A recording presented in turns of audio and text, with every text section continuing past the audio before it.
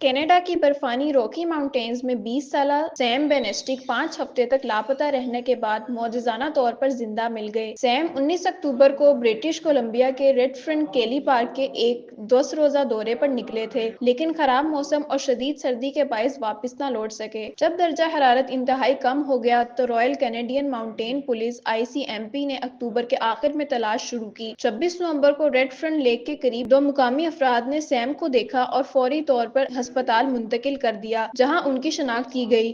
Police کے مطابق same کی زندہ واپسی ایک غیر معمولی واقعہ ہے، کیونکہ 5 ہفتے کی گمشدگی کے بعد زندہ بچنے کی امید بہت کم تھی۔ سیم نے بتایا کہ وہ پہلے چند دن گاڑی میں مقیم رہے، پھر 10 سے 15 دن ایک کریک میں گزارے۔ بعد میں وادی کی طرف منتقل ہو کر کیمپ بنایا، جہاں انہیں بالآخر تلاش کر لیا گیا۔ اس دوران انہیں شدید سردی اور شیلٹر جلنے سے پیدا ہونے والے دھواں کا سامنا بھی کرنا پڑا۔ مقامی افراد نے اس واقعے کو غیر یقینی معجزہ قرار دیتے ہوئے کہا کہ اتنے سخت حالات میں زندہ بچ جانا کسی حیران کن معجزے سے کم نہیں ہے۔